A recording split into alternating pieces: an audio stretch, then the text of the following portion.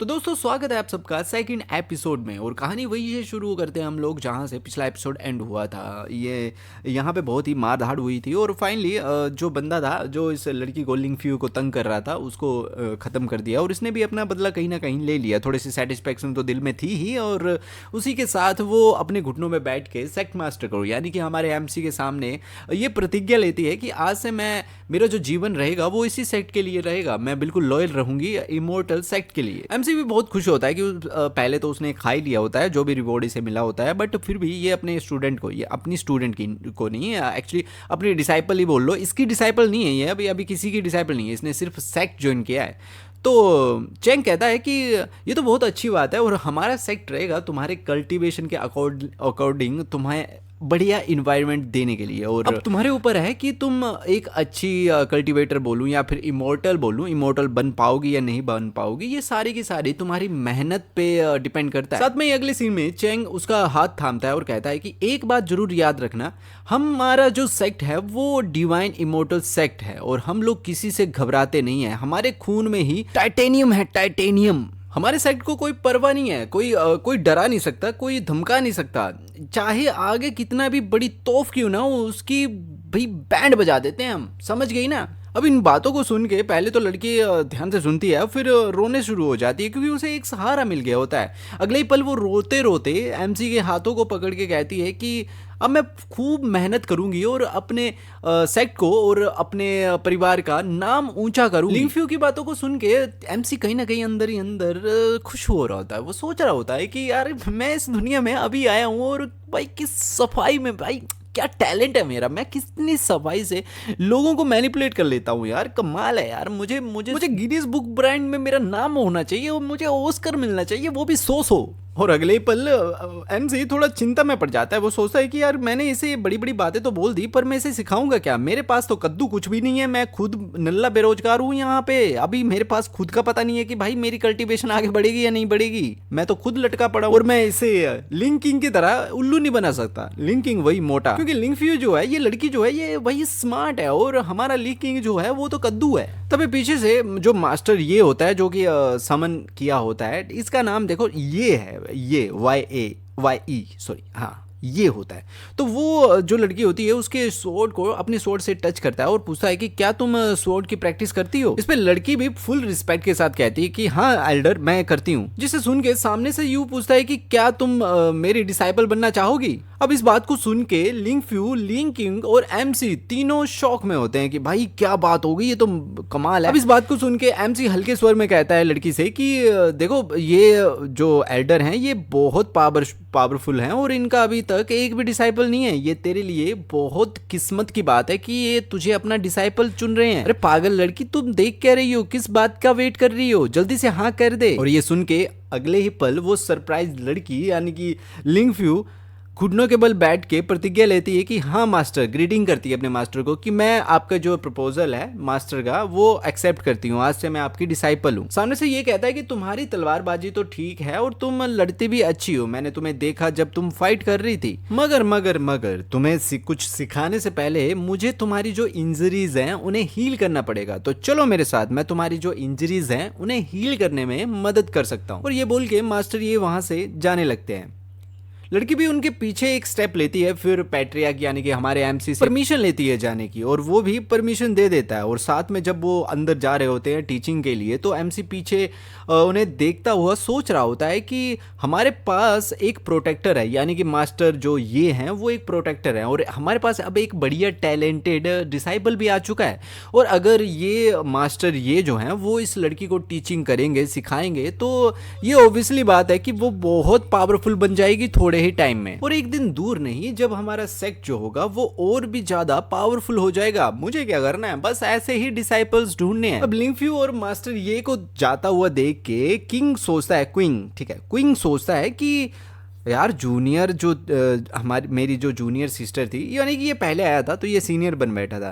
वो कहता है कि जूनियर सिस्टर जो थी वो मेरे से बाद में आई, और उन्हें जो टीचर है, इतना धांसू मास्टर, मेरे से पहले मिल गया और मैं नल्ला यहाँ पे घूमता रहा, बस पता नहीं मेरा वाला कब होगा। अब ये सोचने के बाद हमारा मोटू पैट्रियाक यानी कि एमसी के पास जाता है और काफी उम्मीद भरी नजरों से बोलता है, पैट्रियाक अब मेरा क्या होगा, मेरे लिए कुछ है? एमसी उसके पेट पे थपथपाता है और कहता है कि सबसे पहले तो तुझे अपना वेट घटाना पड़ेगा, वेट घटेगा तभी तो तू भाई चमकेगा मेरी जान। तो चल मैं तुझे आज का प्लान बता देता हूँ, वहां पे जा जहाँ पे हमारा ये सेक्ट का बिल्डिंग है, यहाँ पे जितनी भी घास है वो तुझे उखाड़नी है, साफ करना है इसको, चल फटाफट चला जा, वो काम पे लग जा। अब मोटू चाहता तो नहीं था, बट अब भाई वो मना भी नहीं कर सकता अपने सेक्ट लीडर को, तो भाई वो भी हाँ कर देता है। और अगले ही पल भाई भारी मायूसी के साथ वो घास उखाड़ने में लग जाता है। वो सोच रहा होता है कि मैं सेक्ट का पहला डिसाइपल था, और जब मैं यहाँ ज्वाइन करने आया था इस सेक्ट मास्टर ने मुझे चुपड़ी बातों में फंसा बहला फुसला कर मेरी एडमिशन यहाँ पे करवा ली, और अब देखो उस टाइम पे तो मुझे ऐसे ट्रीट कर रहा था जैसे कि मैं कोई खजाना मिल गया हूँ इसे, और अब देखो अब मेरी बस यही औकात रह गई है कि घास उखाड़ो, साफ सफाई करो, खैर और कुछ तो है नहीं करने को, यही करता रहता हूँ। और ये सोचते ही हमारा व्यू बैक पर कट हो जाता है, जो सिस्टम की डिस्प्ले ओपन करता है और बोलता है कि ओहो ठीक है। बैक जैसे ही सिस्टम से पूछता है कि इस बार लिंक फ्यू जैसे टैलेंट बंदी को सेक्ट में एंटर कराया है तो गिफ्ट क्या मिलेगा फिर मुझे। तभी पूरा सेक्ट का पैनल खुल जाता है और स्क्रीन पर एकदम साफ साफ दिखाया जाता है कि अभी सेक्ट फर्स्ट लेवल पर है। सेक्ट मास्टर खुद एंट्री पीस रिलम पर हैं और फिलहाल उसमें सिर्फ 5 एल्डर एंट्री कर सकते हैं और 10 डिसाइपल्स को ही ज्वाइन कराया जा सकता है, जिनमें से अभी सिर्फ 2 ही हैं, लिंकिंग और लिंक फ्यू। उसके पास 300 सेक्ट पॉइंट पड़े हुए हैं, तो थोड़ा फोकस मोड में वो सोचता है कि अगर उसने अभी ड्रॉ किया तो फिर बचे हुए सिर्फ 3 एल्डर स्लॉट बचेंगे, क्या ये सही टाइम है? वो सोचता है कि फिर उसका ध्यान पॉइंट्स पर जाता है, तो वो सिस्टम से पूछता है कि भाई ये मुझे एक चीज़ बताओ, ये जो सेट पॉइंट होते हैं ये होते क्या हैं? और सिस्टम इसका जवाब देता है कि इन पॉइंट से कोई भी चीज़ रिडीम की जा सकती है या फिर पूरे सेक्ट सिस्टम को अपग्रेड किया जा सकता है। जैसे जैसे लेवल बढ़ेगा वैसे वैसे ही और भी पावरफुल लोग समन हो सकते हैं, मैजिकल ट्रेजर्स अनलॉक होंगे और ज्यादा डिसाइपल्स ज्वाइन कर सकेंगे। चैंग तो खुशी से झूम उठता है और बोलता है कि वाह सिस्टम, वाह मजे आ गए, ये तो बड़ी कमाल की चीज है यार। अब मुझे जल्दी बता कि पॉइंट्स कमाने के तरीके क्या हैं। तो सिस्टम 3 रास्ते बताता है, पहला मिशन पूरा करना, दूसरा किसी पावरफुल दुश्मन को मारना और तीसरा किसी जीनियस डिसाइपल को रिक्रूट करना। चैंग ये सुनते ही रुकता है और सोचता है कि अरे यार लिंक फ्यू तो स्पिरिट रिलम की पीक स्टेज पर है और उसकी उम्र भी अभी 18 साल है, मतलब जीनियस की कैटेगरी में वो आती है, तो फिर पॉइंट क्यों नहीं मिला? वो सिस्टम से यही सवाल पूछता है, तो सिस्टम बोलता है कि हाँ उसका रिलम अच्छा है लेकिन उसके पास कोई स्पेशल फिजिक्स नहीं है और ना ही कोई नॉर्मल कंपनसेशन है, इसलिए वो टॉप रैंक की जीनियस की कैटेगरी में नहीं आती, इसी वजह से उसके लिए कोई एक्स्ट्रा सेट पॉइंट नहीं मिला। ये सुनकर चैंग हल्के से भाई डिसअपॉइंटमेंट में चला जाता है, क्योंकि उसे लगता है कि भाई कहीं पॉइंट मिल जाता तो मजे आ जाते भाई।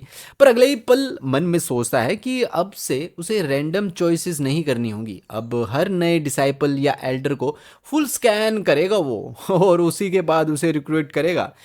जिससे होगा ये कि वो उस टीयर को ट्रिगर कर सके जहां से सिस्टम के हिडन डिवाइन स्वॉर्ड अनलॉक होते हैं, रिवॉर्ड्स यानी कि रिवॉर्ड्स अनलॉक होते हैं। और इतना सोचते हुए वो डिस्प्ले बंद करता है और बोलता है कि अगला डिसाइपल मेरी सेक्ट का चेहरा नहीं, उसकी पुरानी मिस्टीरियस हिस्ट्री भी देखी जाएगी, और इस बार सिर्फ रिलम नहीं, स्पेशल फिजिक्स और हिडन लिनिएज प्रायोरिटी में आएंगी। चैंग जैसे ही लिंगफ्यू की क्वालिफिकेशन देखकर थोड़ा निराश होता है कि इतनी अच्छी होते हुए भी वो टॉप टियर टैलेंट नहीं मानी गई, क्योंकि उसके पास कोई स्पेशल फिजिक्स या अनोखी कंपनसेशन नहीं है। वो फिर सिस्टम से हीरोइक स्टाइल में बोलता है कि चल अब मेरी बारी है, दिखाओ मेरे अंदर क्या जीनियस क्वालिटी है, पक्का मैं तो यहाँ पर लेजेंड ही निकलूंगा। लेकिन सिस्टम सीधा भाई रोस्ट करता है उसे, रोस्ट मोड में बोलता है कि होस्ट तुम भाई है, तुम्हारी क्वालिफिकेशन बस मिड कोर की है, और अगर तेरे पास ये सिस्टम यानी कि मैं नहीं होता तो तू कल्टीवेटर बनने के लायक भी नहीं था। एक तरह से कहें तो तू भाई तू कचरा है। अब ये सुनकर चैंग थोड़ी देर तो अजीब सा फेस बनाता है और सोचता है कि अब ये मेरी बेइज्जती थी या फिर तारीफ। लेकिन मूड सेट रखने के लिए वो फिर बोलता है कि चलो ठीक है, चलो मेरी चल गई, अब बता लिंकिंग की क्वालिफिकेशन क्या है। और जैसे ही वो बोलता है सिस्टम एकदम से बिजनेस मोड में आ जाता है। वो कहता है कि अगर लिंकिंग की क्वालिफिकेशन देखनी है तो 100 सेक पॉइंट देने पड़ेंगे। अब ये सुनते ही बैंक का चैंग का धैर्य जो होता है वो टूट जाता है और वो अपने मन ही मन में चिल्लाता है कि क्या सच में मुझे इस कद्दू जैसे बंदे की क्वालिफिकेशन देखने के लिए 100 पॉइंट्स देखने देने पड़ेंगे, ये तो आउट ऑफ बजट है भाई। लेकिन फिर भी वो गुस्से में क्लिक कर ही देता है और जैसे ही क्लिक करता है स्क्रीन पर लिंकिंग का डाटा खुल जाता है और सबके सामने आता है कि लिंकिंग के पास पीक डेविल क्वालिफिकेशन है। ये सुनकर बैंक की आंखें फटी की फटी रह जाती हैं और वो शौक होकर कहता है कि क्या सच में इस बेवकूफ के पास ऐसी ओपी क्वालिफिकेशन है। लेकिन बात यहीं खत्म नहीं होती क्योंकि तभी सिस्टम दोबारा नोटिफिकेशन देता है और बताता है कि लास्ट बार मिस्टेक हुई थी। दरअसल लिंकिंग के पास इमोर्टल ब्लैक टर्टल फिजिक है जो अभी एक्टिव नहीं हुआ है। और ये सुनते ही वैंग लगभग हवा में उड़ता है और कहता है कि एक मिनट टर्टल फिजिक मतलब क्या है। और सिस्टम फिर एक्सप्लेन मोड में जाता है और वो बताता है कि ब्लैक स्पिरिट टर्टल फिजिक्स के एक्टिवेशन से प्रैक्टिनेशर जो प्रैक्टिस करता है उसकी जो डिफेंस और एबिलिटीज़ होती हैं वो बहुत ज़्यादा बढ़ जाती हैं। और एक बार एक्टिव होते ही उसका लाइफ स्पैन जो होता है इतना ज़्यादा हो जाता है कि इसे कोई भी मार नहीं सकेगा। यानी कि मैं आपको बता दूं कि अगर सारे हैवान और गॉड या फिर देवता जो डेविल्स होते हैं वो मिलकर उसे ख़त्म करना चाहें भी तो नहीं कर पाएंगे। वो अपनी लाइफ पूरी आजादी से जी सकता है। ये सुनकर वैंग पूरी तरह चौंक जाता है और लिंकिंग को देखकर मन ही मन सोचता है कि क्या सच में इस मोटे के पास इतना खतरनाक फिजिक है। चैंग जैसे ही सिस्टम से पूछता है कि लिंकिंग का टर्टल फिजिक्स अगर एक बार एक्टिवेट हो गया तो क्या वो सच में इमोर्टल बन सकता है। तो वो मन ही मन में सोचता है इसके के साथ कि अगर ये फिजिक्स ऑन हो गया तो फिर तो इस वर्ल्ड में ऐसा कोई भी बंदा नहीं होगा जो इसका डिफेंस तोड़ पाए, और अगर कोई इसका लाइफ एंड करना भी चाहे तो वो खुद ही एंड हो जाएगा। और इतना सोचते ही चैंग सिस्टम से कहता है कि ठीक है, मुझे वो तरीका बताओ जिसमें मैं लिंकिंग का फिजिक्स एक्टिवेट कर सकूं। जिस पर सिस्टम तुरंत स्क्रीन पर लिंकिंग का लाइव जो सीन होता है वो दिखाई देता है उसमें, जहां लिंकिंग खुद से बना घास का मिरर लेकर उसमें देख रहा होता है और एकदम ख्याली पलाव वाले मोड में जाता है और अपने जो शीशा पकड़ा होता है उससे कहता है कि मिरर मिरर जल्दी बताओ कि इस वर्ल्ड का सबसे खूबसूरत और सबसे पावरफुल बंदा कौन है। और वो खुद ही जवाब देता है कि मैं ही हूँ ऑब्वियसली, देखो मिरर मिरर भी मेरा नाम ले रहा है। अब ये वीडियो जैसे ही चैंग देखता है तो सीन पूरी तरह क्रिंज मोड में चला जाता है और सिस्टम एकदम सैवेज बनकर बोलता है कि चैंग क्या तुम्हें नहीं लगता कि तुम्हारा ये डिसाइपल लिंकिंग पिटने के काबिल है। और चैंग गुस्से में बोलता है कि बिल्कुल ऐसा ही लग रहा है। लेकिन फिर वो सोचता है कि ये तो सिर्फ एक बच्चा है और मेरा फर्ज है कि मैं इसे समझाऊं। लेकिन उसी पल सिस्टम ट्विस्ट लाकर बोलता है कि लिंकिंग की टर्टल फिजिक्स एक्टिवेट करने का एकमात्र तरीका है, यही है कि उसे पूरी तरह से पीटा जाए। भाई इसकी जो टर्टल जो भी फिजिक्स है, जो इसका डिफेंस सिस्टम है, उसे एक्टिवेट करने के लिए इसे ना भाई ना मारो, जितना हो सके मारो भाई, मार मार के इसका भरता बना दो, इतना भरता बनाओ, इतना भरता बनाओ, इतना भरता बनाओ कि बस मरने के ना बस आधे से कदम तक पहुंचाए भाई, बस 1 सेकंड की देरी और ये मर जाए। इतना पीटो भाई, पीट पीट के इसका भाई भरता बना दो। ये बोलने का मतलब है सिस्टम का। फिर सिस्टम नॉन स्टॉप चैंग को नोटिफिकेशन भेजता है जिसमें बार बार लिखा होता है कि उसे पीटो भाई, पीटो पीटो उसे। चैंग के सर में दर्द शुरू हो जाता है। वो चिल्लाता है कि आखिर ये हो क्या रहा है, लेकिन सिस्टम बिल्कुल शांत तरीके से समझाता है कि टर्टल फिजिक्स तभी काम करता है जब उसका होस्ट मौत के एज तक पहुंच जाए और उसके अंदर की रेंज इतनी बढ़े कि वो कंट्रोल के बाहर हो जाए, तभी उसका टर्टल फिजिक्स पूरी तरह अवेकन हो पाएगा। ये सुनते ही चैंग पूरी तरह एक्साइटेड हो जाता है और सोचता है कि अगर एक्टिवेशन के लिए किसी ट्रेजर या रेयर आर्टिफैक्ट चाहिए होता तो वो शायद वो इस प्रोसेस को पोस्टपोन कर देता, लेकिन अब तो सिर्फ पीटना है भाई। और पीटना तो बहुत आसान है क्योंकि वैसे भी जो लिंकिंग है इतना इनोइंग हरकतें, वही बात कर रहा है ये भी, ठीक है, इतनी अनोइंग हरकतें करता है, अगर चैंग खुद ना भी मारे तो बाकी लोग तो उसे यूं ही घेर कर पीटते रहेंगे और ऐसे में उसका फिजिक्स जल्दी ही एक्टिवेट हो जाएगा। और ये सोचते ही कैमरा कट हो जाता है लिंकिंग पर, जो हवा के तेज बहाव को देखकर हैरान होकर कहता है कि क्या हुआ, ये आसमान अचानक गरजने क्यों लग गया। चैंग जैसे ही ग्रास मिरर उठाकर आसमान की ओर देखता है वो पूरी तरह शॉक हो जाता है क्योंकि वहां तेज हवा चल रही होती है और बिजली भी गिर रही होती है, जिसे देखकर लिंकिंग घबराते हुए बोलता है कि पैट्रियस, ये हो क्या रहा है, आसमान का मूड क्यों बिगड़ गया। लेकिन चैंग पूरे ठंडे दिमाग से बोलता है कि अरे तू चिंता मत कर यार, सब मेरे कंट्रोल में है, कोई प्रॉब्लम नहीं है, कोई दिक्कत नहीं है, तो मस्त बिंदास अपना काम करता रहे। फिर वो सिस्टम से पूछता है कि सिस्टम आखिर ये चल क्या रहा है भाई, एकदम से आसमान में इतनी तेज एनर्जी आखिर कहाँ से आ गई और इतनी लाइटिंग क्यों गिर रही है। जिस पर सिस्टम जवाब देता है कि तुम्हारी जो डिसाइबल लिंक फ्यू है वो प्रोफाउंड जनरल रिलम पर ब्रेक थ्रू करने वाली है और ये जो इन्वायरमेंट चेंज है वो उसी वजह से हो रहा है। ये सुनते ही चैंग एकदम एक्साइटेड हो जाता है और बोलता है कि अच्छा, इसका मतलब एल्डर गू चैंग जो है ना सिर्फ उसे हील कर रहे हैं बल्कि उसका ब्रेक थ्रू कराने में भी मदद कर रहे हैं। यार ये तो सच में एक्स्ट्रा लेवल वाली बात हो गई। फिर चैंग लिंकिंग के पास आता है और उसे बताता है कि उसकी जो सिस्टर है ना उसका रिलम टूटने वाला है और वो एक लेवल ऊपर जाने वाली है, इसलिए आसमान भी अपने जो सिग्नल्स हैं वो भेज रहा है। ये सुनते ही लिंकिंग थोड़ा सैड हो जाता है और मन ही मन में सोचता है कि सिस्टर तो जैसे ही आई उसको सब कुछ मिल गया, मास्टर भी, और ऊपर से उसने ब्रेक थ्रू भी कर लिया, लेकिन मैं तो अभी भी मोटल का मोटल ही हूँ। यानी कि मोर्टल जो मर सकते हैं, यानी कि कॉमन बंदे, ठीक है। मेरी कल्टीवेशन तो अभी तक स्टार्ट भी नहीं हुई यार, धत तेरी की कैसी जिंदगी है, कुत्ती जिंदगी है। अब मुझे तुरंत अपना वजन घटाना होगा और इस सारी घास को मैं फाड़ फाड़ कर इतनी मेहनत करूंगा ताकि मैं जल्दी से जल्दी अपनी कल्टीवेशन को शुरू कर सकूं।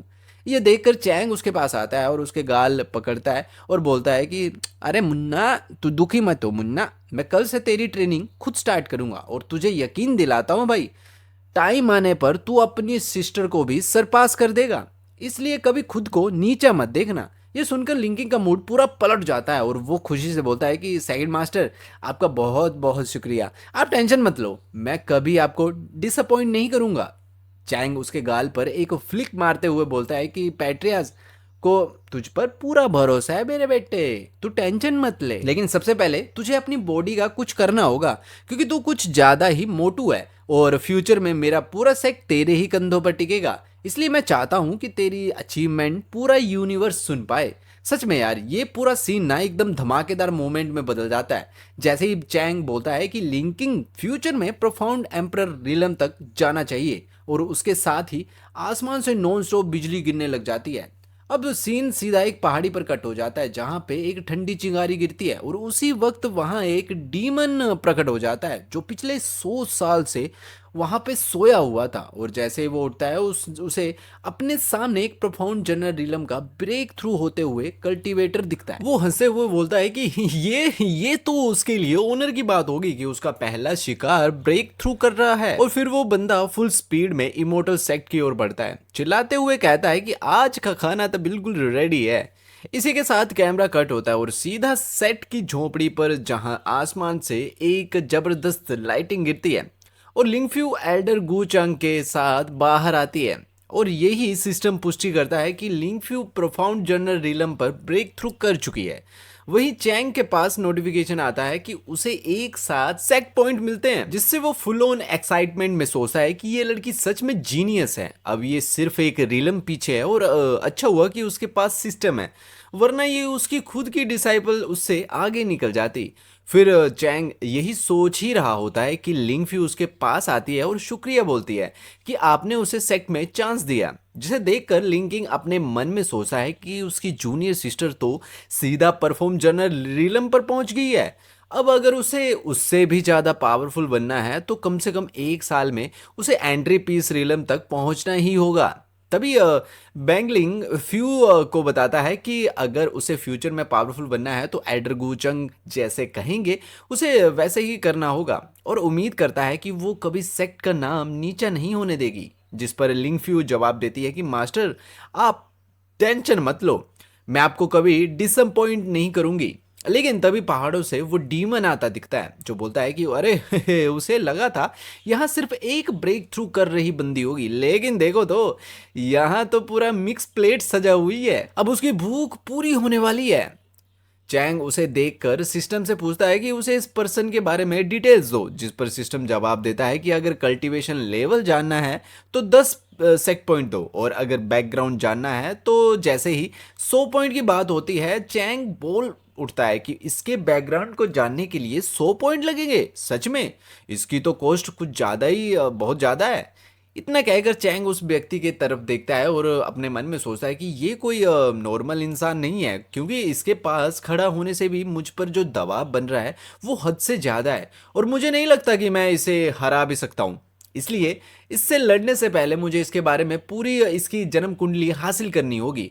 अब यही समझदारी होगी कि चैंग इतना सोचते ही जब चैंग ये बात सोच ही रहा होता है तभी सिस्टम एक्टिव हो जाता है और उस रहस्यमय व्यक्ति की जानकारी देने लगता है कि ये व्यक्ति एक डेमन है, एक डीमन है जो अवरी एम्पायर से है, और कुछ साल पहले इसे ग्रेट डीमन योशुआ के नाम से जाना जाता था। अगर इसकी कल्टीवेशन की बात करें तो ये पीक परफॉर्म अरेंज रिलम पर था, लेकिन ग्रेट युआऊ एम्पायर में ये एक व्यक्ति से हार गया था जिसने इसकी कल्टीवेशन को सील कर दिया था, और अब वो सील हाल ही फिलहाल में टूट चुकी है। इसलिए ये अपनी पीक पर नहीं है बल्कि अभी सिर्फ नोबिलिटी रिलम की पीक पर है। अब ये सुनते ही चैंग भी हैरान रह जाता है और सोचता है कि अच्छा हुआ ये डीमन जो है वो अपनी पूरी ताकत में नहीं है, वरना गू चैंग भी इसे अकेले नहीं हरा पाता।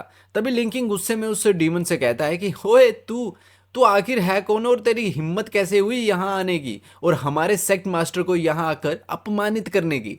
अब तेरे लिए बेहतर यही होगा कि तू चुपचाप यहाँ से चला जा, वरना अगर हमारे एल्डर्स को गुस्सा आ गया तो वो तेरी ये भाई ढाक की चीकी कर लेंगे भाई, तुझे बुरी तरह से मारेंगे। लिंगी की बात सुनकर डीमन उस सेक्ट की तरफ देखता है और हंसते हुए कहता है कि क्या डिवाइन इमोर्टल सेक्ट, अरे ऐसे किसी सेक्ट के बारे में मैंने पहले कभी सुना ही नहीं। और सुन मोटे कद्दू, तेरी हिम्मत कैसे हुई मुझसे ऐसे बात करने की, क्या तू मेरे हाथों पिटना चाहता है? अब इतने सुनते ही बेंगली यानी कि क्विंग जो छोटा कद्दू है वो वेंगली जो है वो कद्दू की तरफ देखता है और सोचता है कि मैंने कभी नहीं सोचा था कि ली क्विंग में इतनी हिम्मत होगी कि वो नोबिलिटी रिलम के पीक वाले बंदे के सामने खड़ा होकर उसकी बेइज्जती कर सके। मैं देख सकता हूँ कि इसके अंदर जरा भी डर नहीं है। तभी लिंकफ्यू वहां आती है और लिंकिंग से कहती है कि सीनियर ब्रदर, आपको उससे इस तरह बात नहीं करनी चाहिए, क्योंकि मैं महसूस कर सकती हूँ कि इसका जो ओरा है वो भी मास्टर जैसा ही ताकतवर है। इसका मतलब ये भी नोबिलिटी रिलम पर है। और लिंगफ्यू की ये बात सुनकर डीमन जोर जोर से हंसने लगता है और कहता है कि लिटिल गर्ल, तुम्हारी आंखें बहुत तेज हैं, क्या अब तुम लोगों को डर लग रहा है ये जानकर कि मैं नोबिलिटी रिलम पर हूँ? और उस डीमन के इतना बोलने के साथ ही अब हम देखते हैं कि जो लिंकिंग होता है वो उस डीमन से बोलता है कि क्या हुआ अगर तू यहाँ नोबिलिटी रिलम पर हो तो तुम्हें ये नहीं भूलना चाहिए कि हमारे जो पैट्रियाज हैं वो भी यहाँ पर खड़े हुए हैं। पैट्रियाज ने मुझे कहा था कि अगले साल तक वो मुझे एंट्री पीस रिलम तक पहुंचा देंगे और अगले 3 सालों में मुझे प्रोफाउंड एवरेज रिलम पर ले जाएंगे।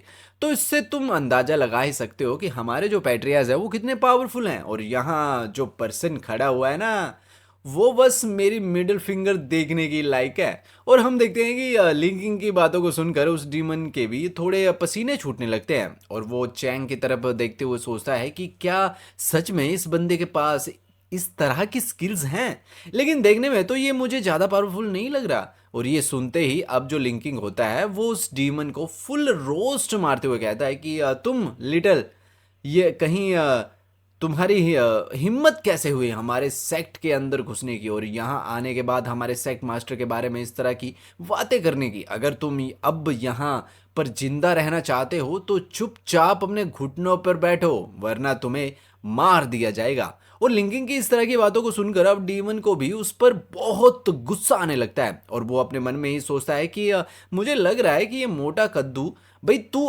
आज मेरे हाथों से मरने ही वाला है। और उस डीमन के इतना सोचते ही हम लिंकी को देखते हैं जो वहां एक अजीब सा पोज बना लेता है, जिसे देखकर वहां मौजूद लोग अजीब सा चेहरा बना लेते हैं। और डीमन खुद बोलता है कि अब मुझे समझ में आया कि इस पोटैटो के पास ब्लैक टर्टल फिजिक्स क्यों है, क्योंकि अगर इसके पास वो डिफेंस फिजिक्स नहीं होता तो वो लोग इसे सिर्फ इसकी हरकतों से परेशान होकर इसे पीट पीट कर मार डालते। और अब लिंकिंग कि इस तरह की हरकतों को देखकर डीमन को भी गुस्सा और उसका गुस्सा और बढ़ जाता है और वो चिल्लाकर बोलता है कि ओए मोटे कहीं के, तुम्हारे परिवार ने तुम्हें डिसिप्लिन नहीं सिखाया? संस्कार नाम की चीज भी है? तुम्हारे आगे कितना बड़ा बंदा खड़ा है, लगता है अब तुम मेरे हाथों से मारे जाओगे। मैं यहाँ पर अपने हाथ गंदा नहीं करना चाहता था, लेकिन अब पहले तो तुम्हें ही मैं ख़त्म करूँगा। और उसके इतना कहने के साथ ही अब जो चैंग होता है वो एल्डर गूचंग से कहता है कि एल्डर गूचंग जल्दी जाकर उसे रोको, ये यहाँ से भागना नहीं चाहिए। और इतना कहकर अब चैंग वहाँ पर अपनी सिस्टम को बुलाता है और बोलता है कि अब समय आ गया है समन करने का, क्योंकि चैंग इसे ज़्यादा देर तक रोक नहीं पाएगा। और अब जैसे ही एल्डर चैंग सामने आता है, डीमन अपना अटैक बनाना शुरू, एल्डर गूचैंग आता है, ठीक है, गूचैंग गूचैंग जो है, इनके यार नाम समझ रहे हो ना, गूचैंग सामने आता है तो डीमन अपना अटैक बनाना शुरू कर देता है और कहते हुए बोलता है कि क्या तुम ही वो एल्डर हो डिवाइन इमोर्टल सेक्ट के जिसके बारे में वो मोटा कद्दू बता रहा था? चलो तो ठीक है, अब क्योंकि तुम यहाँ आ ही चुके हो तो मैं देखना चाहता हूँ कि तुम उतने ही पावरफुल हो या फिर बस बातों में ही बड़े बनते हो। और इतना कहते के साथ ही वो अपने अटैक को सीधा एल्डर गूचेंग की तरफ फेंक देता है और बोलता है कि पहले मैं तुम्हें मारूंगा और उसके बाद उस मोटे को जिसने मुझे यहाँ पर बार बार चिढ़ाया और गुस्सा दिलाया है। और उसके इतना बोलने के साथ ही अब हम देखते हैं कि एल्डर गूचंग भी थोड़ा सीरियस हो जाते हैं और वो अपनी स्वॉर्ड को बाहर निकाल लेते हैं। और अपनी स्वॉर्ड को बाहर निकालने के साथ ही हम देखते हैं कि वे उसके अटैक को बहुत ही आसानी से डिस्ट्रॉय कर देते हैं। लेकिन तभी हम देखते हैं कि एल्डर गूचेंग के पीछे एक और एनर्जी का हाथ आने लगता है और इससे पहले कि एल्डर गूचेंग उससे बच पाते, हम देखते हैं कि वो जो एनर्जी हैंड होता है वो सीधे जाकर एल्डर गूचेंग को पकड़ लेता है। और एल्डर गूचेंग को पकड़ लेने के बाद अब वो डीमन जो होता है वो लिंकिंग से बोलता है कि जिस तरह से यहाँ पर तुम अपने एल्डर गूचेंग की तारीफ कर रहे थे, मुझे लगा था कि ये बंदा बहुत पावरफुल होगा, लेकिन मैंने तो इसे इतनी आसानी से पकड़ लिया। और ये देखकर हम देखते हैं कि लिंकिंग का मुंह खुला का खुला रह जाता है। और वहीं दूसरी तरफ जो लिंकफी होती है वो चैंग के पास आते हुए बोलती है कि सेक्ट मास्टर प्लीज जाकर मास्टर को बचाइए ना, क्योंकि उनकी जान खतरे में है। ये सुनकर चैंग उससे बोलता है कि अरे तुम्हें टेंशन लेने की जरूरत नहीं है, तुम अपने मास्टर को अंडर एस्टिमेट कर रही हो। और इतना बोलने के साथ ही हम देखते हैं कि एल्डर गूचेंग की बॉडी से एक बहुत ही पावरफुल एनर्जी निकलने लगती है, अब जिसे देखकर वो डीमन भी शॉक हो जाता है। और हम देखते हैं कि वो जो एनर्जी होती है वो उस डीमन के अटैक को डिस्ट्रॉय करते हुए सीधा उसी डीमन की तरफ बढ़ने लगती है। और वो डीमन उस एनर्जी को अपने हाथों से रोकने की कोशिश भी करता है, लेकिन वो अटैक इतना पावरफुल होता है कि वो उसे रोक नहीं पाता और सीधा जाकर जमीन से टकरा जाता है। और हम देखते हैं कि एल्डर गूचेंग अब फुल स्टाइल में उसकी तरफ बढ़ने लगता है, जिसे देखकर वो डीमन शॉक होते हुए अपने मन में सोचता है कि अब मुझे यकीन नहीं हो रहा कि एक नोबिलिटी रिलम का पावर हाउस इस तरह के पहाड़ के अंदर छुपा हुआ है, और वो भी इतने घटिया से सेक्ट के, यानी कि एक झोपड़ी के अंदर। भाई ये बंदा सच में बहुत ही ज़्यादा पावरफुल है। और अगर इसकी सोल टेक्निक की बात करें तो वो तो बिल्कुल अलग ही लेवल पर है। और इतना सोचकर वो अपने हाथ को देखने लगता है, जहां हमें दिखता है कि उसका हाथ बुरी तरह से इंजर्ड हो चुका है। पता चलता है कि उसका हाथ बुरी तरह से फट चुका है और उसकी नसों तक जल चुकी हैं। तो वो बेकाबू गुस्से में डार्क रेड ओरा पूरे एरिया में फेंक देता है और हवा में ऊपर उड़ते हुए पूरा बैटलफील्ड जैसे उसके गुस्से से थरथराने लगता है। लेकिन नीचे खड़ा ली चिंगयांग बिना एक सेकंड गंवाए ठहाका मारते हुए ताना मारता है कि ओ भाई, ओ हेलो हेलो, अब हवा में क्यों तैर रहा है भाई? अभी तो बहुत बकैती चल रही थी तेरी भाई, अब क्या हो गया? बड़ी बकचोदी कर रहा था, भागने का मन बना लिया है क्या? क्या डर लग रहा है मेरे बच्चे? अब सच्चाई तेरे सामने आई है तो तू डर रहा है? ये भी नहीं दिख रहा है कि हमारे जो सेक्ट मास्टर हैं वो अभी भी यहीं पे खड़े हैं, एकदम चुप शांत और तैयार तुझे सैकड़ों में खत्म करने के लिए। और इतना कहते ही वो ट्रोलिंग मोड में एकदम ऑफ बीट डांस करने लगता है, जैसे उसे सामने खड़ा डीमन सिर्फ एक सर्कस क्लाउन लग रहा हो। जिससे डीमन पूरी तरह से ट्रिगर होकर बुरी तरह से चीखते हुए बोलता है कि तू मोटे जोकर, याद रख, मैं तुझे अपने स्पेशल अटैक से सड़ा दूंगा, तेरी सोल तक को जला दूंगा, तुझे तो मैं जिंदा भी नहीं छोड़ने दूंगा। लेकिन उससे पहले कि अचानक जून के पीछे से एल्डर वे का एक हैवी पंच लिंचिंग यांग के मुंह पर लैंड करता है, जिससे वो दूर जमीन पर क्रैश करता है और कंफ्यूज होकर चिल्लाता है कि सेक्ट मास्टर, आपने मुझे क्यों मारा। और एल्डर बेज एकदम सीधा चेहरा बनाकर बोलता है कि कुछ नहीं, बस तेरे चेहरे पर मच्छर बैठा था मेरे मुन्ना, गाल पे, सॉरी गाल पे, चेहरे पे नहीं गाल पे, ओके, वो मैंने मार दिया। अब किंग को तो थप्पड़ मार दिया था और वो चैंग जो है वो मन में सोचता है कि इसकी बातों से मेरा जो पेशेंस था वो खो गया था, मैं तो भूल ही गया था कि ये मेरी ही साइड का है, और पंच सीधा इसी को चला गया। लेकिन इससे पहले कि टोन हल्की हो, कैमरा डीमन की ओर कट हो जाता है और जो कि पागलों की तरह हंसते हुए अपनी जो ट्रांसेंडेंट एनर्जी के साथ वो बोलता है कि जैसे जैसे ही मैंने अपनी सील तोड़ी, सबसे पहली जगह जहां पहुंचा वो है ये टावर ट्री, और अब मैं यहां से खाली नहीं जा रहा, क्योंकि तुम सब डिवाइन एनर्जी से भरे हुए चलती फिरती खुराक हो। और ये कहते ही वो एक monster demonic energy hand Kanjar करता है और जो सीधा जून की तरफ भयानक रे के साथ फायर करता है। और अब पीछे से लिंगफन चिल्लाती है कि मास्टर ध्यान से, लेकिन जून का चेहरा जीरो एक्सप्रेशन, जीरो टेंशन, सिर्फ ठंडी मुस्कान और एक ही परफेक्ट स्वॉर्ड मूवमेंट में उसका स्पिरिचुअल स्लैश उस डिमोनिक अटैक को बीच से चीर देता है। जैसे हल्दी दूध में इंक इंक गिरा हो, वो एनर्जी सीधा पलटती है और टकराव से पैदा हुआ शॉक बे पूरे बैटलफील्ड को साइलेंस से हिलाकर राख कर देती है। हवा में स्टैटिक चार्ज उड़ता है, जमीन कांपती है और हर कोई एक ही वाइब में फ्रीज हो जाता है कि अभी अभी क्या देख लिया, और सीन वहीं पर ठहर जाता है। अब जिस वक्त तूफान सिर्फ पहला चैप्टर शुरू हुआ था, चारों तरफ का धुआं छट चुका था, हर चीज फिर से साफ नजर आने लगती है। और उसी वक्त एल्डर वे झोपड़ी का दरवाजा खोलते हुए कैजुअली बोलता है कि लगता है इन दोनों की लड़ाई अब यहीं खत्म हो गई है। और जैसे ही कैमरा बाहर की ओर मूव करता है, हम देखते हैं कि जून चंग शाओ अब जमीन पर उतर चुका है। सामने वो डीमन पूरी तरह से धूल में लिपटा पड़ा है, हाँप रहा है, बिखरा हुआ है और मन में बड़बड़ा रहा है कि ये बंदा, ये जून हर सेकंड के साथ और ज्यादा खतरनाक होता जा रहा है। मैंने इसे खत्म करने के लिए अपनी पूरी ताकत झोंक दी, फिर भी ना इसे गिरा सका। और अब जबकि मेरी सील टूट चुकी है, कुछ वक्त मेरी असली पावर में कुछ समय में मेरी जो असली पावर है वो वापस आ जाएगी, और जब वो वापस आएगी तो मैं लौटूंगा और तब इन सब का सफाया कर दूंगा। लेकिन तभी वो खुद को उठाते हुए चीखता है, मैं मानता हूं आज हार गया, लेकिन सुन ले जुन चंगशाऊ, जब मेरी पूरी ताकत लौटेगी मैं फिर से लौटूंगा और तुझे खत्म करके जाऊंगा। जिस पर जून ठंडी मुस्कान के साथ जवाब देता है कि अरे ओ भाई सुन, बात तो तेरी ठीक है और मैं तुझे कुछ ज्यादा घमंड में भी नहीं घमंड में आने भी नहीं देना चाहता, लेकिन सच्चाई ये है कि तू आज यहाँ से जाएगा ही नहीं। अब ये सुनते ही डीमन एक घुली हुई हंसी के साथ जवाब देता है कि मानता हूं कि अब तक जितने भी नोवल रियलम के बंदों से मिला हूं तू सबसे ऊपर है, लेकिन ये मत सोच कि तू मुझे रोक सकता है, बिकॉज यू कांट।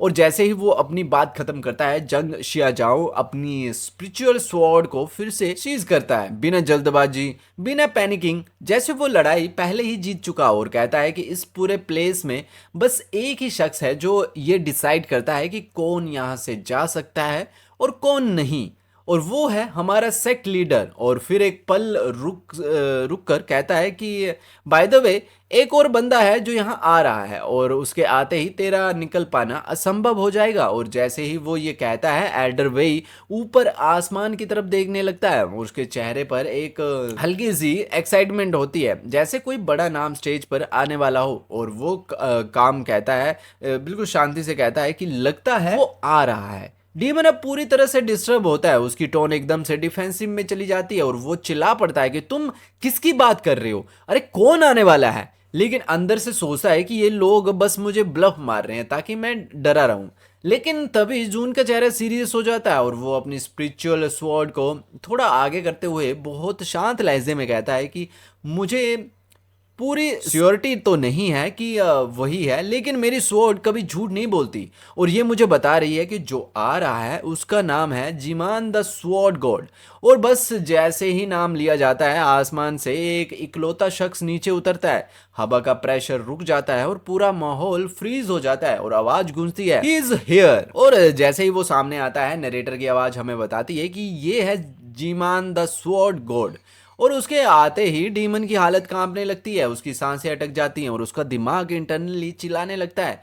क्या वो क्या ये वही है जिसके बारे में उस समय हिंट मिला था? क्या वो खतरा जो मेरी सोल को फाड़ सकता है, क्या ये वही है? और जिस पल उसकी नज़र जी मैन पर जाती है, वो खुद को स्टेबल रखने की कोशिश कर रहा होता है, लेकिन उसकी धड़कनों की रफ्तार उसे बिट्रेड कर रही होती हैं। जैसे ही जी मैन की प्रेजेंस महसूस होती है, डीमन का पूरा शरीर अपने आप तेजी से कांपने लगता है, दिल की धड़कनें बेकाबू हो जाती हैं और उसके अंदर एक प्राइमल इंस्टिंक्ट जागती है और जो साफ साफ उसे सिग्नल दे रही होती है कि उसे जीने से लड़ना नहीं है, यानी कि जो बंदा आया है उससे लड़ना नहीं है, इससे जितनी जल्दी हो सके दूर निकल जाना चाहिए। और इस फीलिंग के साथ ही वो डीमन पूरी जान लगाकर वहां से भागने लगता है, लेकिन भागते वक्त भी उसका दिमाग सवालों में उलझा रहता है। आखिर ये जी मैन है कौन? ये कैसा डीमन है जो इतनी काम एनर्जी के साथ इतनी इंटेंस थ्रेट बन गया है? लेकिन इसकी सोच के बीच ही जी मैन एकदम ठंडी नज़रों से अपनी उंगली पर एनर्जी कंडेंस करता है और उसी कंडेंस्ड लाइट से एक ऐसा क्लैश छोड़ता है जो हवा को चीरता हुआ उस भागते डीमन की गर्दन पर सीधा स्ट्राइक करता है। और जैसे ही वो एनर्जी उसकी स्किन को टच करती है, उसकी गर्दन से गहरा काला और गर्म खून फाउंटेन की तरह निकलने लगता है। डीमन चीखते हुए जी मैन की तरफ पलट कर देखता है और हक्का बक्का होकर बोलता है कि आखिर तू है कौन? कहां से आ गया ये मॉन्स्टर? लेकिन अब जी मैन के हाथ में कोई ऑर्डिनरी स्वॉर्ड नहीं, बल्कि एक ऐसी एनर्जी ब्लेड है जिसे उसने प्योर लाइट को कंडेंस करके मैनिफेस्ट किया है। इतनी साफ, इतनी प्रिसाइज की उसमें कोई रिफ्लेक्शन तक नहीं दिख रहा, ना ही कोई फॉर्म। ये स्वॉर्ड इतनी प्योर है कि खुद डीमन भी हैरान होकर चिल्ला पड़ता है। इस स्वॉर्ड में ना कोई शेडो है, ना कोई वेट, सिर्फ कंडेंस लाइट है। ये क्या टेक्निक है? ये कैसे स्वॉर्ड है? जिस पर जीमैन बड़े आराम से जवाब देता है कि ये मेरी खुद की बनाई हुई टेक्निक है, एक ऐसी तकनीक जहां मैं कैजुअली स्वॉर्ड वेव्स को इस्तेमाल करता हूं। और हॉनेस्टली मुझे खुद भी नहीं पता कि मैं इसमें कितनी टेक्निक्स मिक्स कर चुका हूं, क्योंकि मैंने इसे परफॉर्मेंस के लिए नहीं बनाया, ये मेरे एग्जिस्टेंस का हिस्सा है। और उसकी इस बात के बाद उसकी पूरी पर्सनैलिटी और ऑरा की तरह रेडिएट करने लगती है। जब जीमैन अपनी एनर्जी होल में रखे हुए एल्डर गूचेंग की तरफ देखता है और गूचेंग उसकी तरफ, दोनों एक दूसरे को डायरेक्ट आंखों में देखकर स्कैन कर रहे होते हैं, जैसे दो गैलेक्सी आपस में टकराने वाली हों। और इस इलेक्ट्रोफाइन मूवमेंट को देखकर एल्डर चैंग अपने मन में सोचता है कि मैंने कभी नहीं सोचा था कि मैं किसी को गूचेंग का इक्वल मानूंगा, लेकिन जी मैन ये बंदा गूचेंग का एकमात्र ओपोनेंट है इस पूरी दुनिया में। क्योंकि अगर गूचेंग को डिवाइन इमोर्टल कहा जाए तो जी मैन को स्वॉर्ड गॉड कहना पड़ेगा। और इन दोनों ने स्वॉर्डमैनशिप की वो ऊंचाई छून ली है जहां जो पहुंचता है उसे लेजेंड कहते हैं। और इन्होंने स्वॉर्ड हार्ट को समझ लिया है, यानी तलवार इनके इमोशन से नहीं, इनके सोल से चलती है। और ये देखकर एल्डर चैंग जी मैन की प्रोफाइल ओपन करता है, जहां रिवील होता है कि जी मैन ने अभी अभी परफॉर्मेंस एवरेज रिलम की मिड स्टेज को क्रॉस कर लिया है। और ये देखकर चैंग खुद हैरान रह जाता है, इसका मतलब जी मैन मुझसे कहीं ज्यादा पावरफुल है। और अगर परफॉर्मेंस एवरेज रिलम की बात करें तो पूरी यूरी एम्पायर में ऐसा कोई दूसरा एक्सपर्ट नहीं है जो इस लेवल पर पहुंचा हो। और इस रियलाइजेशन के साथ ही एल्डर चैंग मुस्कुराते हुए सोचता है कि अब ये तो पक्की बात रही कि डिवाइन इमोर्टल सेक्ट से कोई भी उलझने की कोशिश नहीं करेगा। और इसी सस्पेंस के बीच गूचेंग अपनी स्वॉर्ड जी मैन की तरफ एक्सटेंड करते हुए फाइनली बोलता है कि गूचेंग जी मैन की तरफ अपनी स्वॉर्ड को नीचे करते हुए कहता है कि हमारी आखिरी टक्कर फॉरबिडन सिटी के अंदर हुई थी। मैंने कभी सोचा नहीं था कि तुम्हें फिर से यहाँ देखूंगा। और उसके ये कहते ही जी मैन अपनी स्वॉर्ड को हवा में हल्के से मोड़ते हुए जवाब देता है कि तुम अभी भी नोबिलिटी रिलम में हो, पहले प्रोफाउंड एवरेज रिलम पे ब्रेक थ्रू करो, उसके बाद मैं तुम्हारे साथ लड़ाई करूंगा। और जीमैन के ये काम कॉन्फिडेंस टोन सुनते ही एडर गुचेंग के अंदर का वॉरियर समझ जाता है कि जीमैन अब परफॉर्म एवरेज रिलम की मिड स्टेज को पार कर चुका है। और उसी समझ के साथ वो जीमैन को एक शांत मुस्कान देते हुए कहता है कि ठीक है, मैं इसके लिए तैयार रहूंगा। और फिर जीमैन बड़ी गरिमा के साथ चैंग के सामने आता है और झुककर उसे ग्रीट करता है। सेक्ट मास्टर, कृपया मुझे माफ कर दीजिए कि मैं आपको इतने समय बाद ग्रीट कर रहा हूँ। और ये ह्यूमिलिटी देखकर पूरे माहौल में एक अद्भुत शांति छा जाती है। लेकिन तभी उस डीमन की नजर गू चैंग पर पड़ती पड़ती है और वो मन में कैलकुलेशन करना शुरू कर देता है। वो कहता है, सोचता है कि जब तक एडर गू चैंग यहाँ है तब तक मेरे पास भागने का एक चांस है। जी मैन भी यही है, शायद उसके हाथों से मैं बचकर निकल जाऊं। लेकिन ये मिस्टीरियस सेक्ट मास्टर, ये जो भी है, ये तो मुझे एक ही अटैक में वेपराइज कर देगा। इसके नीचे जितने लोग काम करते हैं वो भी परफॉर्म एवरेज रिलम पर हैं, तो फिर ये बंदा कितना ज्यादा पावरफुल होगा। मैं इसके सामने तो धूल भी नहीं हूं। और ये सोचते ही डीमन अपना सिर पकड़कर पागलों की तरह हंसने लगता है और चिल्लाता है। वो कहता है कि तो आज डेविल यहाँ फेल हो गया, कोई बात नहीं, अगर मरना ही है तो कम से कम मैं इस मोटे को तो मार के ही मरूंगा जिसने हमेशा मेरे सिर में दर्द करके रखा हुआ है। और ये कहते ही डीमन पूरी फ्यूरी से लिंकिंग पर अटैक करता है, जिसे देखकर लिंकिंग रोते रोते चिल्लाता है, अरे भाई मेरे ऊपर क्यों, मैं अभी एंट्री पीक रेलम पर भी नहीं पहुंचा हूं, 1 साल बाद शायद ब्रेक थ्रू करूंगा, अभी तो मैं मोर्टल ही हूं भाई। क्या तुम्हें शर्म नहीं आती, इतनी पावर के बाद भी एक कमजोर इंसान को मार रहे हो। लेकिन उससे पहले कि डीमन का अटैक उसे चीर कर रख दे, एडर गुचेंग लाइटनिंग की स्पीड से अपनी एनर्जी रिलीज करता है और लिंकिंग को बचा लेता है। लेकिन उसकी रोप की पीछे की पैंट फट जाती है और कुछ शैलो कट्स उसके शरीर पर आ जाते हैं, जिससे लिंकिंग बुरी तरह घबरा कर जमीन पर गिर जाता है। और वहीं पड़ा हुआ वो अपने मन में सोचता है कि इस डिवाइन इमोर्टल सेक्ट के लोग इतने ज्यादा पावरफुल हैं कि मुझे किसी भी खतरे से बचा सकते हैं।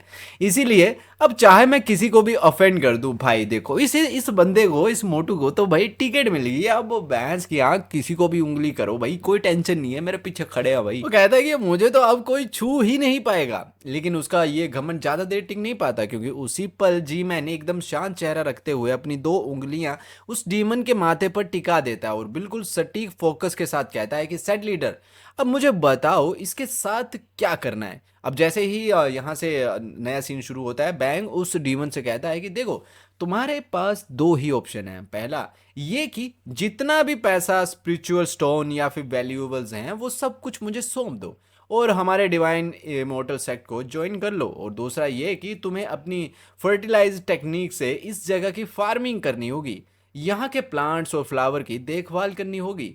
और चैंग मन ही मन में सोच रहा होता है कि अगर मैं इस डीमन जवान शाह को अपने सेक्ट में भर्ती करवा लेता हूँ तो मुझे हाई लेवल सेक्ट पॉइंट मिलेंगे, और अगर ये मना करता है तो भी मैं इसे यहीं खत्म कर दूंगा, जिससे मुझे किल पॉइंट्स तो मिलेंगे ही। अरे भाई, दोनों रास्तों में फायदा भाई चैंग का, यानी कि हमारे एमसी का ही है।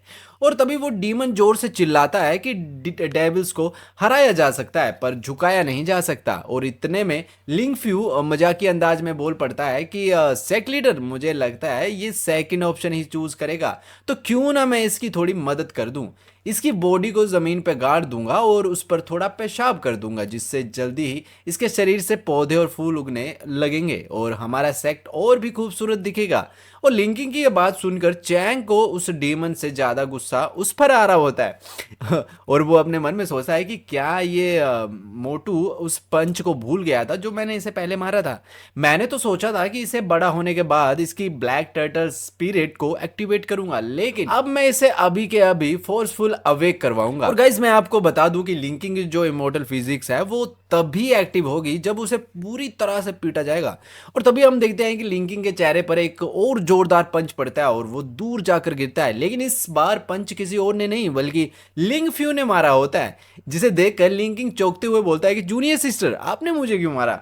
तो लिंगफ्यू बात घुमाते हुए मासूमियत से कहती है कि नहीं ब्रदर, मैंने आपको जानबूझ के नहीं मारा, मैं आपके ना गाल पर मच्छर बैठा था तो मैं तो उसे मार रही थी ताकि वो ना आपका ब्लड ना पी ले। और ये सुनकर लिंकिंग उस मच्छर को ढूंढने में लग जाता है और इधर उधर कूदते हुए बोलता है कि मच्छर तेरी ऐसी की तैसी, तेरी इतनी हिम्मत कि तू इस जीनियस का ब्लड पीने आया, क्या तुझे पता भी है कि मेरा ब्लड कितना प्रेशियस है। और ये सब देखकर डीमन पागल होने की कगार पर पहुंच चुका होता है। वो गुस्से में जोर जोर से चिल्ला रहा होता है, लेकिन तभी चैंग उसके पास आता है और कुछ कहने ही वाला होता है कि तुम काफी ज्यादा एरोगेंट हो और प्राउड रखने वाले पर्सन हो, तो इसलिए मैं तुम्हें यहाँ पर एक और मौका देता हूँ। तुम मेरे सेक्ट को 1 साल के लिए ज्वाइन कर सकते हो। 1 साल के बाद अगर तुम्हें लगे कि जो मेरा सेक्ट है वो तुम्हारे रहने के लायक नहीं है, तो मैं वादा करता हूँ कि मैं तुम्हें अपने सेक्ट से बाहर जाने का मौका दूंगा और तुम जहां पर भी जाना चाहो तुम जा सकते हो, तुम्हें कोई नहीं रोकेगा। और चैंग के इतना बोलने के साथ ही हम देखते हैं कि जो डीमन होता है वो खड़ा होकर जोर से चिल्लाने लगता है और वो चिल्लाते हुए बोलता है कि जो डेविल्स होते हैं ना, वो या तो मरते हैं या फिर मारते हैं, लेकिन वे कभी भी किसी के भी हाथों से बेइज्जत नहीं होते। और इतना बोलने के साथ ही हम देखते हैं कि वो जो डीमन होता है वो जमीन पर बैठ जाता है और वो अपने पैसों की जो पोटली होती है उसे निकाल के चैंग की तरफ कर देता है, जिसके बाद वो चैंग जो होता है वो उससे उन पैसों को ले लेता है और पैसों को लेते हुए अपने मन में सोचता है कि जो इसका मुंह है उसके अंदर से काफी बुरी बातें निकलती हैं, लेकिन उसके बाद भी जो इसकी बॉडी है वो यहाँ यहाँ पर पूरी तरह से बेस्ट है। और अब जैसे ही वो चैंग उन पैसों को रिसीव करता है, उसके पास में सिस्टम की नोटिफिकेशन आ जाती है जहां पर कि उसे 10,000 से ज़्यादा पॉइंट और वहीं वहाँ पे एक रैंडम समन भी मिल जाता है, जो देखते ही चैंग जो होता है वो काफ़ी ज़्यादा खुश हो जाता है और वो खुश होते हुए अपने मन ही मन में सोच रहा होता है कि मैंने कभी भी नहीं सोचा था कि मैं अगर इस डीमन जवान शाह को अपने सेक्ट के अंदर रिक्रूट करूँगा तो उसके बाद मुझे यहाँ पर इतने ज़्यादा अच्छे रिवॉर्ड मिलेंगे।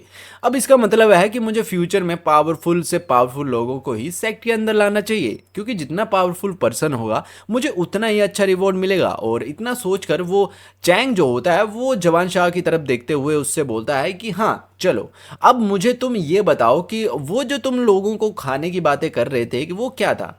और इतना बोलकर वो अब जो एमसी होता है वो अपने मन ही मन में सोच रहा होता है कि चलो ये मेरा यहाँ पर डिसाइपल तो एक्सेप्ट हो ही गया है, तो अब मैं इससे इसके ट्रू नेचर को भी जानना चाहता हूँ, क्योंकि अगर यहाँ पर ये डेविल हुआ तो इस वर्ल्ड के लिए ये खतरा हुआ तो मैं इसे यहीं पर मार दूंगा। और चैंग ये सब कुछ अपने मन में सोच ही रहा होता है, लेकिन तभी जो जवान शाह होता है वो हंसते हुए चैंग से बोलता है कि अरे बस वो तो मेरी एक हॉबी है, मैं लोगों को डराने और उनसे मजा लेने के लिए ऐसा बोलता हूँ, लेकिन मैं सच में किसी को भी नहीं खाता। और उसकी इस बात को सुनकर चैंग जो होता है वो भी अजीब सा फेस बना लेता है, उसे उसकी बात पर बिल्कुल भी यकीन नहीं होता और वो सिस्टम से बोलता है कि सिस्टम क्या ये यहाँ पे सच बोल रहा है। जो सुनते ही जो सिस्टम होता है वो चैंग को बताता है कि हाँ ये पूरी तरह से सच है। जो सुनकर अब जो चैंग होता है वो थोड़ी देर तो उसे देखता ही रहता है, लेकिन अगले ही पल वे दोनों वहां पर जोर जोर से हंसना शुरू कर देते हैं। और अब चैंग जो होता है वो हंसते हुए अपने मन में सोच रहा होता है कि ये बंदा कितना अजीब है, क्योंकि ये एक डीमन है और उसी के साथ में ये प्रोफाउंड सेक्ट रिलम की पीक पर होता है, लेकिन उसके बाद भी ये लोगों को डराने के लिए इस तरह की चीज़ों का यूज़ करता है। अगर सच बताऊं तो जब मैं यहाँ पर आया था और इसने आकर यहाँ पर ये कहा था कि ये हम सभी लोगों को यहाँ पर मार देगा तो उसके बाद सभी लोगों को खा जाएगा, तो एक बार के लिए मैं भी यहाँ पर डर गया था। देख भाई, ये बात तो मैं बिल्कुल नहीं बताने वाला, क्योंकि अगर मैंने बता दिया तो सीधा मेरी इज्जत का पोस्टर फाड़ के हवा में उड़ जाएगा। और अब जब ये दोनों सामने खड़े होकर ऐसे हंस रहे होते हैं तो जैसे कि बचपन के दो जंगली लोंडे हों, तो वहीं लिंगफ्यू की आंखें खुली की खुली रह जाती है और वो हैरानी से बोलती है कि सेक्ट लीडर ने आखिर कौन सी हिडन क्लास टेक्निक निकाल दी जो बस 2-4 लाइनें बोलकर नोबिलिटी रियलम के टॉप टियर बंदे को भी सेक्ट के अंदर खींच लिया। तभी लीकिंग पूरी बौखलाहट के साथ चींकता हुआ बोलता है कि सेक्ट लीडर प्लीज इस डेविल को अंदर मत आने दो, वरना ये हमें एक एक करके निगल जाएगा। लेकिन चैंग जो है वो पूरे स्कैम गोड वाले स्टाइल में स्माइल करता है और बोलता है कि बंद कर अपनी बकवास, अब और मेरे साथ चल। और जैसे ही वो बोलता है वो झोंपड़ी की तरफ बढ़ता है और लिंगफ्यू पूछ बैठती है कि सेक्ट लीडर हम कहाँ जा रहे हैं। चैंग पलट कर बोलता है कि तुम्हें रियल डिवाइन इमोर्टल सेक्ट की झलक दिखाने ले जा रहा हूं। और जैसे ही लिंगफ्यू ये सुनती है वो बोलती है कि मुझे पहले से ही पता था कि एक झोंपड़ी इस लेवल के सेक्ट का असली चेहरा नहीं हो सकती। तभी लीकिंग भी हंसते हुए बोलता है कि फाइनली हम डिवाइन इमोर्टल सेक्ट के रियल बेस पर जा रहे हैं और जब जवान शाह जो है वो अपने मन में सोच रहा होता है कि भाई मैं पहले ही श्योर था कि ये सेक्ट कोई नॉर्मल जगह नहीं है बल्कि सीधा हिडन सेक्ट है, वरना ऐसा कैसे हो सकता है कि प्रोफाउंड एवरेज रिलम और प्रोफाउंड जनरल रिलम के एक्सपर्ट किसी लोकल सी झोंपड़ी में बैठे हो। और मैं खुद अपनी आंखों से देखना चाहता हूँ कि ऐसा कौन सा सेक्ट है जहाँ पर टॉप टियर लोग इतनी शांति से एल्डर बने बैठे हैं। और जैसे ही ये सब सोच रहे होते हैं, चैंग उन्हें अंदर ले जाता है। हम देखते हैं कि उस झोंपड़ी के अंदर जगह बहुत टाइट है और सब लोग एक दूसरे से चिपक कर खड़े होते हैं। तभी लिंगफ्यू बोलती है कि ये अंदर से तो और भी ज्यादा छोटा लग रहा है, जिस पर चैंग बोलता है कि जरा पीछे हटो, अब मैं असली चीज खोलने वाला हूँ। और वो जैसे ही एक टोकन निकालता है, पूरा ग्राउंड वाइब कर देना शुरू कर देता है जैसे कुछ बड़ा आने वाला हो। और इसे देखकर लिंगफ्यू और लिंग किंग की आंखों में एक्साइटमेंट चमक उठती है। अब दूसरी तरफ जवान शाह की हालत ये हो जाती है कि उसका जबड़ा खुला का खुला रह जाता है। और तभी वहां उसके सामने एक सीक्रेट दरवाजा प्रकट हो जाता है, जिसे देखकर वो बोलता है कि आखिर ये डिवाइन इमोर्टल सेक्ट है क्या चीज। गाइस, आज का एपिसोड यहीं तक का था और अगले एपिसोड में हम देखेंगे कि आखिर में ये डिवाइन सेक्ट है कैसा और क्या इसमें हिडन फीचर्स हैं और क्या क्या क्या चीजें आगे होगी। मैं मिलता हूँ नेक्स्ट एपिसोड के साथ, तब तक के लिए टेक केयर, बाय बाय। और हाँ, इस वीडियो को लाइक जरूर कर देना, 100 लाइक कंप्लीट कर देना यार।